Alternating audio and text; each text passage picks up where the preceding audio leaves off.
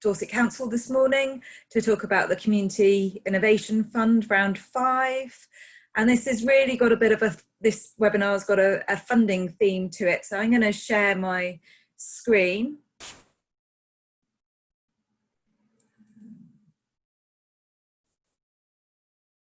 Hopefully everybody can see that. This is the plan, although not necessarily in this particular order. We're going to do, obviously Ian's going to talk about the Innovation Fund later on, a bit later on this morning.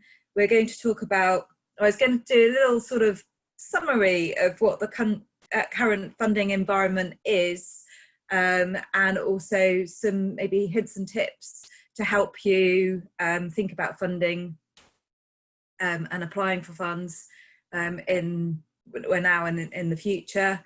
We're going to do some work in breakout groups. We're going to have a few polls, so it is a bit interactive, because we'd like to also find out, or let you know about the support that's available, but also find out from you what support is needed. And we're going to run another webinar in 2 or 3 weeks' time, or in a couple of weeks' time, looking more at what support you need in the future, as we sort of move out of this emergency into a sort of recovery phase, so that can inform what services and support DCA provides. So we want to have a bit of a session where we get some feedback from you. And then we'll end the session with an update on the funding that's available, depending on how much time there is. This could be a whistle-stop tour like last week, but the full details will be available on the website and in the bulletin, or if we have time, then I'll go through it in a bit more detail. So that's really what I'm planning. Hopefully everybody can see my screen, and I'm just going to crack on. So back in May, many of you may have participated, and if you did, thank you very much, but DCA did a survey. And as we're sort of talking about funding, I thought I'd just remind us what those findings were from that survey back in May.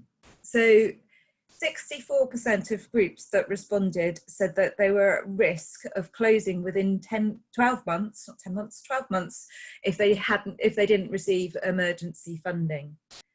3/4 expected a loss in income, and the main reason for that loss was because they weren't able to conduct or carry out the fundraising activities that they normally do. And we all know that the summer months are key for raising funds, either from fetes and garden parties to sort of runs and outdoor sporting activities, but also a lot of concern about loss of trading. So trading in terms of like hiring out rooms, but that's probably the main thing, but because they are actually stopping their activities.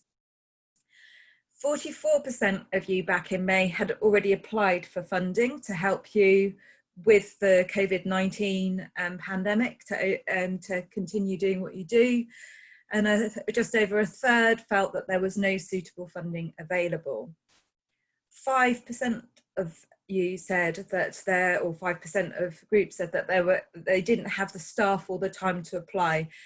And I know from having worked in a small community group that actually that's probably an underestimation, because a lot of small groups will still apply for funds, but will do it like at midnight or 3 o'clock in the morning. So they'll do all the delivery during the day and still apply for funds early in the morning or late at night, because funding is really important. So that might be a slight underestimation in terms of the capacity groups have to apply for funds. So that was the snapshot back in May. I now have a poll that I think the lovely Ray is going to put up for me, just to find out what your current concerns are. So if you wouldn't mind, once the poll comes up, brilliant, just choosing what your top concern, so just choose one, what your top concern is.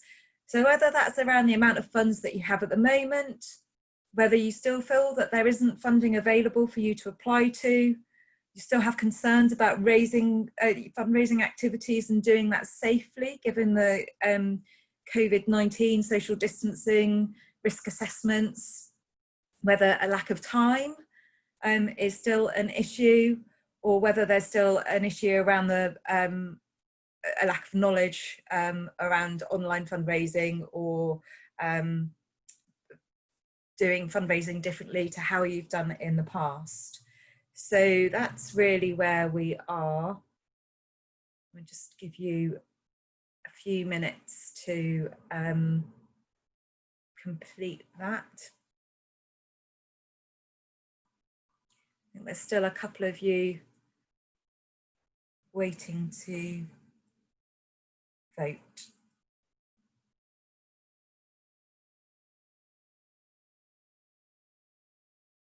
Okay. Well, any more votes to do? Okay, well, I'll take that. So from here, it looks like the main concern is around doing things safely, fundraising safely. So being able to get the numbers to make your fundraising activities viable, because social distancing and guidance are restricting numbers and restricting making sure that we're having to have space between us and put extra mechanisms in place. So I will draw your attention to a webinar, I can't remember when it was, but a couple of weeks ago, where we gave an update from the Institute of Fundraising and the fundraising regulator around resuming fundraising activities safely, and their guidance. It is on the DCA website, but hopefully that will help you. And this is something that maybe we at DCA can look at again to see if there's anything else we can do to give you advice to help support you feel confident around fundraising. So I'm gonna, if we can stop sharing the poll, and I will move on to the next slide. So I thought, yeah, oh no. Just to give, so this is more I guess my perception of how the funding environment is at the moment and what we're seeing. So we have seen some grant funders just stop their pots of money to stop applications, and we've seen others change their funding criteria. And so there has been a change in the funds available, and there has been some more limitations in funds for COVID-19. But what I think the main thing is actually they have all been oversubscribed. So we've seen funds close on the day that they're open, or that actually they're only expecting to, so there's one open at the moment from Lloyd's Foundation. They're only expecting to fund 140 organisations. Now, if you think that's a national grant, 140 organisations is a very small drop in the ocean of the need that's out there. We're also seeing much shorter application deadlines, smaller amounts of money available. The larger pots of money just aren't there. Most of them, a lot of the funding opportunities are for short periods of time, so 6 months on average. Some of them are a little bit longer, but on average it's 6 months or maybe even less. And they all have a flavour of being related to COVID-19 and particular disadvantaged groups. So there's been a lot of funds around victims of domestic abuse, homelessness, the BAME community, so those communities that are particularly disadvantaged. So that's the current environment. We've also seen, which is sort of connected to this, that a lot of banks are not opening new bank accounts. So if you're a new group, you are not able to open a bank account in your own name or in your group's name at this point in time. Banks are looking after their existing customers and not necessarily inviting new customers, which means if you are a new group looking to apply for funds, you're going to have to look for a partner organisation or a body that's willing to be your accountable body, so that you can use their bank account details, and that within their accounts you have a ring-fenced budget for your activities. So that's also going on. But I think the message I would say is actually every organisation has some way or other been impacted by COVID-19 since March, either because they've had to change the way that they're delivering things to still meet their needs, or because actually the whole population in some form or other has been impacted by this pandemic. So there should be grants available out there for you. However, what is needed is, because they're very short term and they're closing very quickly, the competition for them is very high, is that actually groups, organisations need to be ready to apply for funds quickly. So I'm going to ask, there's another poll that I'd just like if Ray can put up, just to find out what I think it's what your support needs are. So this is a multiple choice. Please pick all those that apply to you. So it's whether you would like support with checking your bids before you submit them, whether actually you would like help writing them, or whether it's upskilling, so you're writing better bids, whether it's actually looking at doing fundraising activities differently, so whether that's online or digital or virtual, whether you're concerned around budgeting or cash flow forecasts, you'd like access to templates and examples, searching for funds, or preparing a strategy for the longer term. And I think every longer term strategy has to be fairly flexible. I don't think we're in a position to probably plan much more than, sensibly plan for much more than 6 months. So as those numbers go up and you complete the survey, I think there's still a few more of you. I think the results of the polls will be available after this as well, so that you can just see the results if you wanted to review or share within your organisation. That's the same number of people that were able to. And we've got a few we've got a few more. Okay. That could be it though. Okay, so finding grants, help finding appropriate funds or grants. It's very interesting that that is the highest one. Access to templates and examples. Again, it's always useful to see what's going on. And bid writing training, which again, and preparing a fundraising strategy. So it's really useful to see, as these are things that all that DCA can and do help groups with currently. So the next poll, this is the last poll, there's not so many choices, is just how you would like that support. So is it around like information and advice or signposting, or is it training? Do you need an extra pair of hands? And by that we mean, do you need some extra capacity? Do you not have a capacity within your organisation in that it's either time or people to do the applications for you? Or is it that you actually need expertise to bring in expertise to improve your chances of applying for funds? Again, we'll just wait a few minutes for you to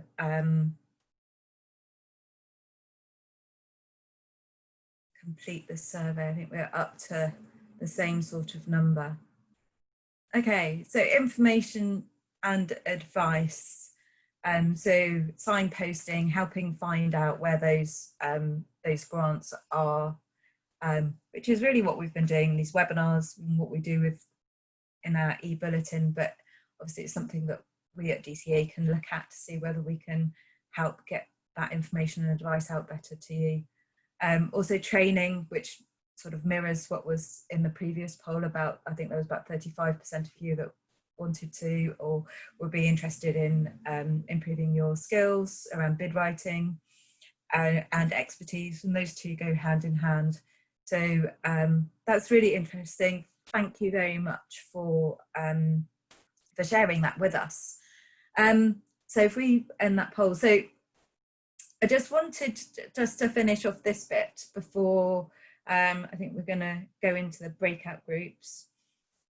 Just you know, as I said, there is money out there and funds and grants out there, but groups need to be ready and in a position to sort of be at the front of the queue, put in good applications early on, either before those grants get oversubscribed or before they hit their numbers where they're not going to look at any more applications.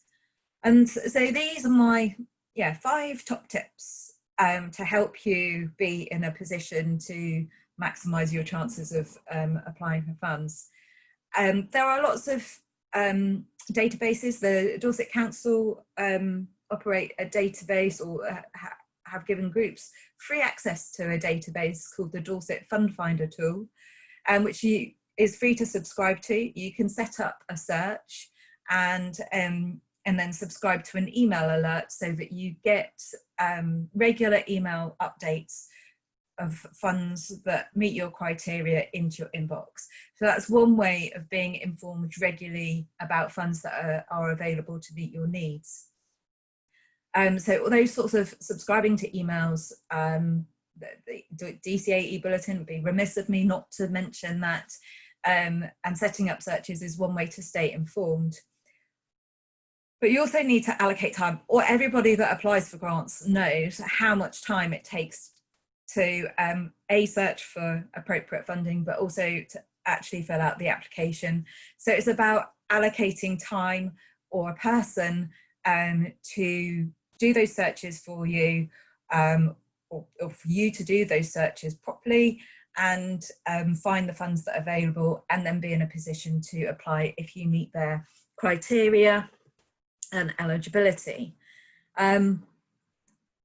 And to help you, once you find that fund, is to have all the information that you need to hand. And I know this position of home working and maybe being a little bit more remote from colleagues, trustees, has made perhaps applying for funds slightly more difficult, because you haven't necessarily had access to your latest bank statement, for example, or your accounts, which are both documents that many funders will want to see. So it's about having those documents to hand in a file that you can access, and whether that's setting up a cloud-based like Dropbox or something like that, where those important documents can be located by anybody applying for funds within your organisation, then that's one way to help you.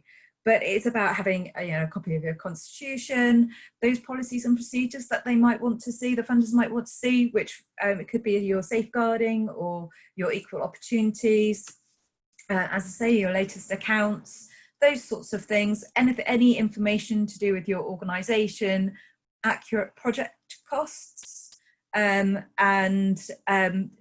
the things that we sort of say that you need to pull together in what we call a case for support.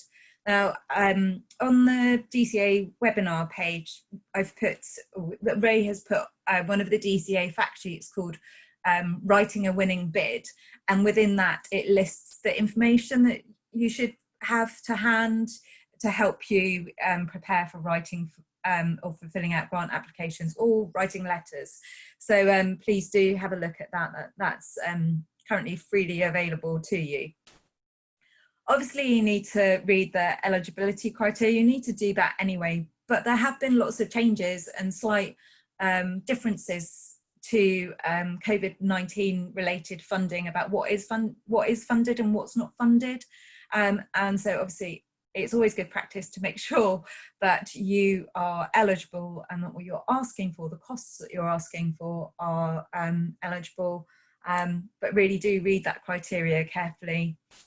And most of the applications now in particular are online, but they've been moving that way for many years, really. And with that comes restrictions on words or characters. So it's always it's always good practice or good advice to, if you're submitting an online application, to answer the questions in Word, because then it's much easier to keep a handle on your word count. But also it means you can save that application for next time, so that when you come to do another application, you've got most of what you need to say. It will just need tweaking to reflect the criteria and the outcomes or words, language that the funder is looking for. So you're meeting their needs, which will be expressed within their criteria, within their guidance, which is another reason for reading through their guidance. So you're getting the flavour of actually what they're looking for and where they're looking for it. And it is really good practice for saving your application, and also because occasionally applications do go missing.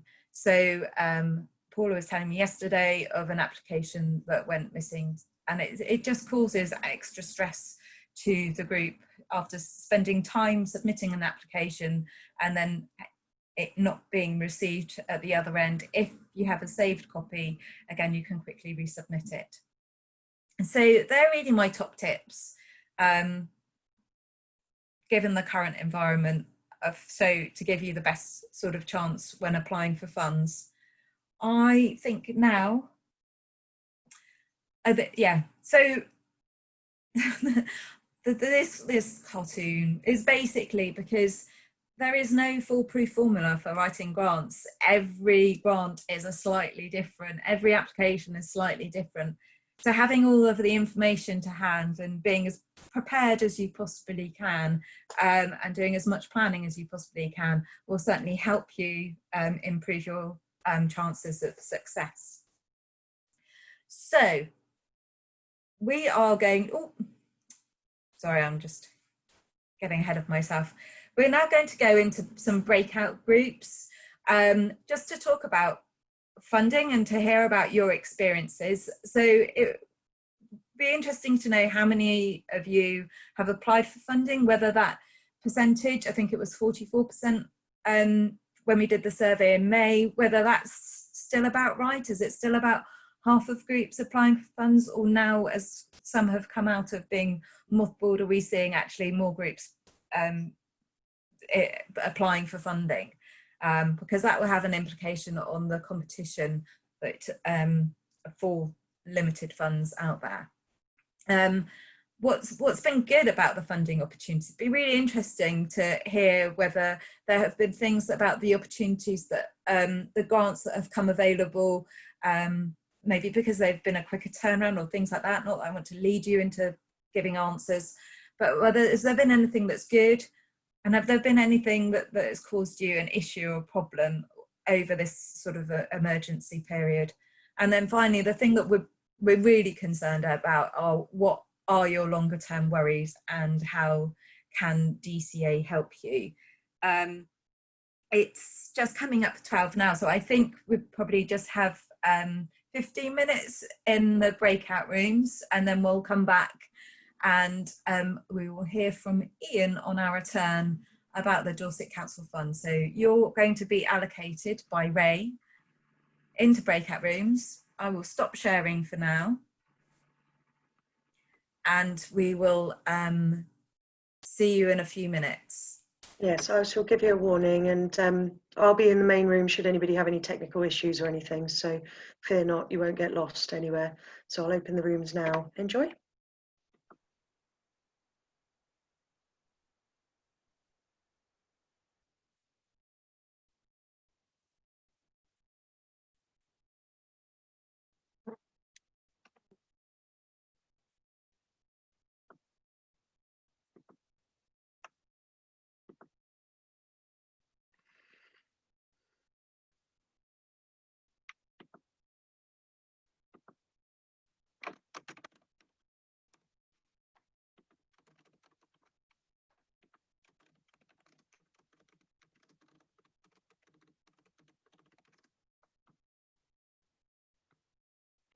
thank you for that. I hope you found it useful, picked up a few hints and tips. I have to say the group that I sat in on and eavesdropped was overall a very positive experience in applying for funds. And I have to just reiterate some of what Paula said, which is when we talk to some of our partners in the ACRE national network, I think Dorset has been particularly good at getting funds out to community groups, particularly village, through the retail, leisure and hospitality grants and the sort of small business grants. So I think compared to some of our partner or other counties around the country, the council has been really, really supportive of your activities. And I think that definitely from the group that I was in was acknowledged and has certainly helped many groups through this difficult time.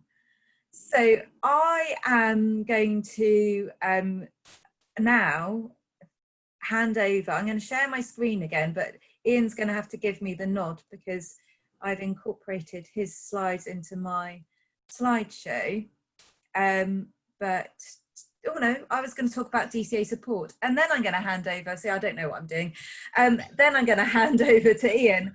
But basically, this is just a little reminder. It follows on nicely from what we were talking in the groups about and earlier on about the support that is available from DCA.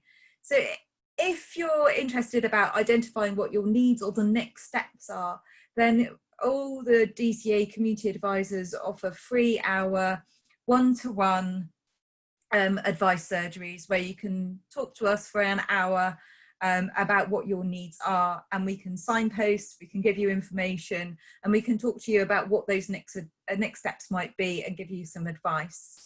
We also have our inquiry and helpline, so you can access us through that.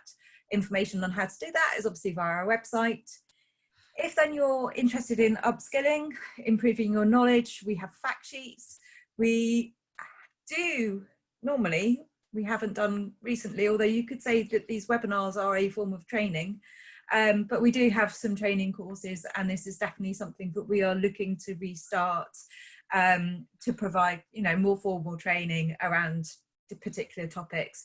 Funding is more than likely to be one of those areas where we will start delivering training courses again. In terms of finding funders, we have been through the webinars giving updates on available funds. Ray has done a fantastic job on our website in terms of identifying the funds that are available, but we also include funding updates in our weekly e-bulletin at the moment. And then those that have been with DCA or know DCA, we've run an annual funding fair since 2014 where we can help you find funders, and we're hoping that in some form or other that might happen again, so watch this space on that one. And then we also do tailored support. So yes, we do provide a bid checking service where we will read through and make recommendations to help you improve your application. We provide training that's bespoke to meet your organisation's needs, not more general training. But I think the message there is really, if you would like support, if you have a need, then talk to us, because we can try and help you ourselves, or if we can't, we might be able to point you in the direction of somebody that can help you. So I think the underlining thing is here, if you have a support, or if you have a need around funding, then talk to one of the DCA advisors. Right, now, I'm pretty certain I'm going to hand over to Ian. So Ian's going to talk about the Dorset Council Community Impact Fund. And just give me a nod, Ian, and I will move the slides on. Okay. Thanks, Anita. Seamless transition. Excellent. Just a quick hello, everybody. I'll whiz through this. I think, am I right in assuming that the presentation will be available on the website? Yeah, absolutely. And I will apologise in advance for hay fever. So if I start sniffling, I haven't got anything horrible, but it's hay fever season. Okay, so we've launched our Dorset Community Impact Fund Round 5 Coronavirus Support. It was launched Monday morning, so you've got right in at the early doors here. So basically, if you are a registered charity, or you're a town and parish council working with a lead voluntary community sector organisation, or you are a new and emerging micro community group. So I know that one of the people in the breakout rooms, they've got their community support group network, so they would be eligible. Social enterprises. So basically, if you're a registered charity with all the normal governance in place, or you might be a new emerging group that perhaps hasn't got the governance in place, you can actually apply for funding through round 5. I think the only thing we would say is that we cannot fund organisations with an annual income in excess of 600,000. That's probably not going to apply to a lot of people listening in this morning. Okay, next slide. Key thing, how much funding is available? If you're a charity or a constituted group, you can apply for up to and including £5,000. If you're a new and emerging group, you can apply for a lesser amount, up to £1,000. In terms of how much is available in the funding pot, this year we've got in the region of about £110,000. So, you know, looking at the amounts, the maximum amounts there, you know, there's quite a few applications, groups that we can fund. You know, we'd like to have more funding to allocate, but it's still a reasonable pot size. You can apply for revenue or capital. So you might need to buy some small items of equipment, or your application can be both revenue and capital. Because we want this fund to have a really good impact over the sort of 6 months once applications are considered, we need groups to be able to spend the money on their activities or their project by the end of March 2021. Okay, next slide. Thank you. I won't go through every single bullet point on this, but it's sort of the usual in terms of what you need to provide in your application. So we've mentioned governance, first bullet point. We want projects or activities to really focus on how they support disadvantaged and vulnerable people in the community to recover after the easing of lockdown. That's the real focus of this fund, supporting people to recover as a result of, as they come out of lockdown. So focus on supporting safe communities and improving the well-being of people affected by the pandemic. That's pretty key as well. You will need to provide a brief breakdown of your activity costs. We're not asking for war and peace. We just want some very basic details of costs in terms of what you're going to look at applying funding for. Any additional funding must be secured before you start delivery. So some of you may well be in a fortunate position that you're applying to us for funding and you've applied for somebody else for funding at the same time to actually maximise funding for your project. We do really need to make sure that that additional funding is going to be secured. We don't want to provide funding and then find that 3 or 4 other sources in your application all fall through. So you do need to be aware of that when you're applying. Okay, thanks, Anita. Just a little bit on new and emerging groups, because this is a slightly different focus for us, Dorset Council, because of the work that's been going on around community response groups and community support groups around those people that are shielded.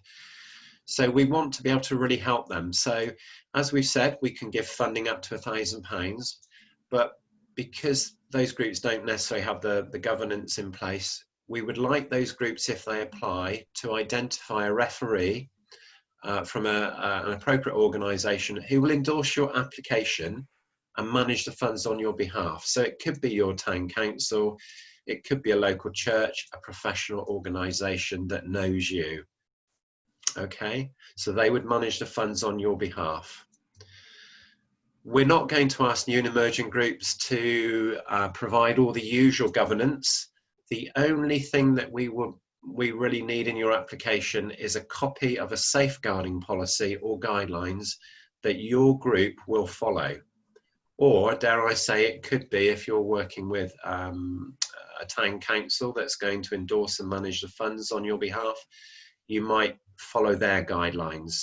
So we just want to ensure that what you're doing is safe, etc. And I think I've pretty much covered the other points in what I've just said. Okay, thank you. What priorities will applicants need to meet? Again, this isn't an exhaustive list. There will be guidelines on the web page, but essentially you need to focus in on helping vulnerable and hard to reach people and groups to recover after the easing of lockdown restrictions. You need to be supporting communities to continue to be safe and healthy, having been impacted by the pandemic. And to support those groups who continue to be at risk over the next 6 months.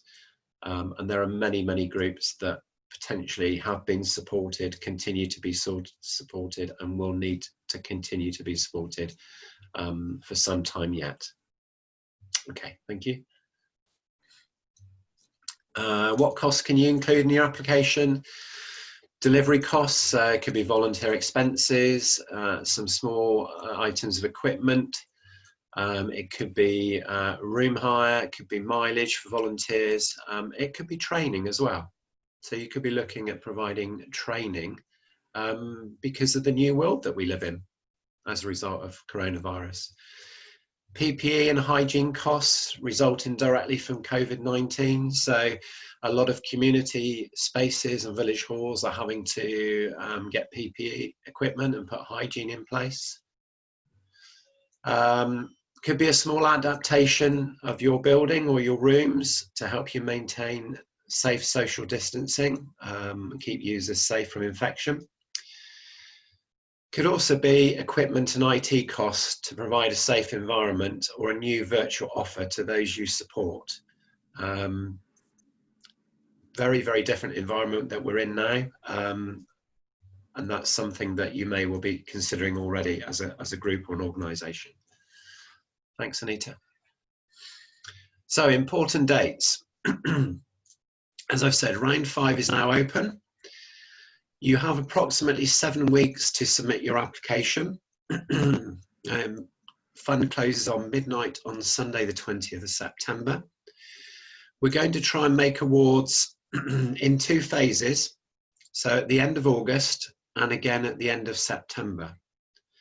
What I would say to this is there's no advantage by applying in the first week. You have the same chance of funding regardless of whether you apply early on or a little bit later. So, you know, we're not going to do a first come, first served, or whoever shouts the loudest. We're going to sort of split the fund in 2 so that it's fairly fair and equitable. Applications, unlike some of the other rounds that we've done, we're making our application process online only. So for obvious reasons, we cannot accept postal applications. What I would say is the application form is exceptionally easy to do. If I can do it, anybody can do it. Okay, so you know, you've got to have all the information, as Anita said earlier. You know, have everything in order when you're applying, but it's really a very straightforward, simple process.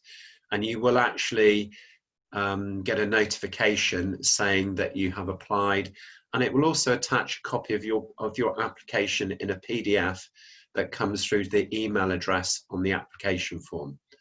So you'll be able to see what you've actually done in the application form. Okay, next slide, thank you. What we cannot fund, one-off events, consultation or feasibility studies, ongoing repairs or refurbishment of buildings, village halls or community spaces, That could include landscaping, play areas, spaces, parking or pitches. Funding, some of these don't apply to the audience this morning, but funding for schools or commercial organisations. Projects that are outside of the Dorset Council area, e.g. BCP. So it's got to be for projects and activities in the Dorset Council area only. Unfortunately, we cannot fund continuation or core costs for funding. Loss of income from trading, hire or charitable donations are not eligible. And if we've got town and parish councils that apply, we're not able to fund activities that are deemed part of their statutory duties. Thank you. Am I okay for time, Anita? Nearly there. That's fine. Right, so for more information, goodness, this is a very long link here. There is a shorter one which I will send round. This was done very, very early on when we were putting the web page together. So basically it's www.dorsetcouncil.gov.uk. It's /DCIF. Okay, but we will send the link around. And again, if you've got any questions, I do stress this every time. Please do read the guidelines and the eligibility criteria before you apply. If you've read the guidelines on the web page and you're still not sure, then please do give me a call or an email. I'd rather have a conversation or an email than you spend all the time applying and then perhaps you're not eligible. So I can't stress that enough. We've already said, haven't we, this morning, please do read the eligibility and the criteria. Okay. And thank you and good luck if you choose to apply. Thank you. Thank you, Ian. The link will be on the DCA website. It will be in the e-bulletin that's going out tomorrow. So you'll be able to access the link after today if you haven't already made a note of it. So that's it. So we are very much on 12:30. So I think my very whistle-stop tour of funding that's available at the moment is, don't forget that also Dorset Community Foundation have the phase 2 grants available until the end of the month. Also, to draw your attention to the lottery funding, the deadline is now noon, the 17th of August. We know there has been some delays in getting money out to groups, and now that they are oversubscribed, and so they are closing the Coronavirus Community Support Fund on the 17th of August. However, there will be still the other funds, so Awards for All and Reaching Communities, and hopefully we'll get some more clarity and guidance as to what's happening with those funds. Should also sort of highlight that if you are eligible for the retail, hospitality and leisure grants, they will also, if they haven't already closed, the money will probably have already been allocated. I don't know if Ian's got an update on that. Do you know whether the money has been, all the money's been issued? I'm putting you on the spot, sorry. So we can't hear you. Sorry, trying to unmute. Sorry, apologies. I was dealing with my hay fever there. Sorry. Right, can you ask the question again? So on the retail, leisure and hospitality grant, we know that the money around the country is running out. So do you have, is there still money in the Dorset budget, or has it been allocated? I would need to check. They've allocated an awful lot of money. I need to check on that one and come back to you. Okay. So if you haven't already got it, the message is get it in quickly. It may have already been spent, but there are, I mean, this is just a selection, and these will all be in the e-bulletin tomorrow. But there are funds out there that you can apply for. And when you think about disadvantage and vulnerability, Dorset is made up of above average age profile. So there are a lot of elderly people in the county who will be disadvantaged and vulnerable as a result of COVID-19. And also a large proportion of the country is rural with poor transport links and issues in terms of accessing services. So again, if rurality is a disadvantage, so there are lots of reasons that you can apply for funding, that if you are likely to be supporting disadvantage in some way or another. So that's really it for me. I'm going to stop sharing my screen because it's quite nice to finish by seeing everybody's faces. As I say, whistle stop tour. Thank you very much. I'm not sure if Paula would like to add anything at the end. She would. So I'm just going to hand over to Paula, and thank you for listening to me this morning. I suppose, first of all, I'd like to just say a quick thank you to Anita. Funding is always very detailed and very complex to fit into such a small amount of time as she's had to do this morning. So congratulations. I'm not sure I'd have done it half as well. And thank you again, Ian, for introducing the Innovation Fund. It's such an excellent fund. We're so lucky to have it in Dorset, and the application process has been really designed to be as simple as possible. And for that, we really appreciate the work that they're doing over at the council. But also thank you for coming and spending your time today to talk us through the process, which can feel daunting, particularly for small groups. So thank you for that, Ian, that's really appreciated. I just really wanted to do just a quick closing minute really after some amazing information that I got from my breakout group, and I'm sure it's the same for my colleagues in theirs.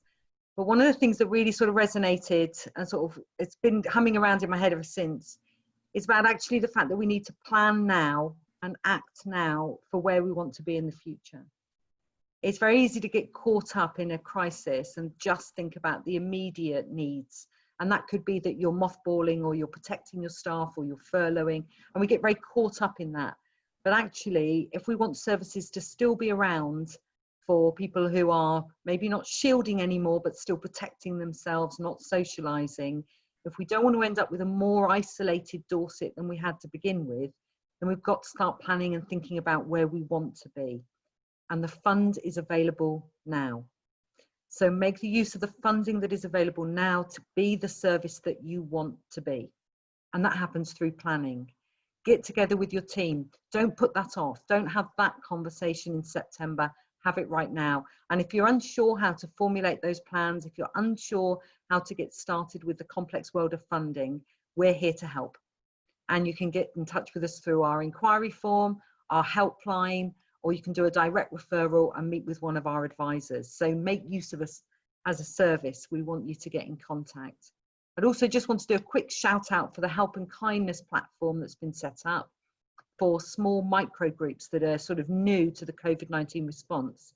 This is a new platform that is there that will help groups to be able to talk to one another, gain advice for each other, share, and for us as organisations also to share things like safeguarding policy templates, which make it easier then for you to be able to apply for funding like the Dorset Innovation Fund. If you want to know more about that, you can email Jo Keats directly, or you can contact the Volunteer Centre Dorset to make sure you're registered with them. Both Jo's email, our helpline, our inquiry line, and the Volunteer Centre details will be available as part of this chat and will be available on our webinar page. I'm not going to keep you any longer. Thank you so much for your time this morning. I'm pretty sure that next week we're going to do a little bit more around that safety and the safe opening of services and the new guidelines that have come out from the government. So please do keep a lookout on our e-bulletin for that. And I look forward to seeing you next week. Thank you, everyone. Thank you very much, everyone.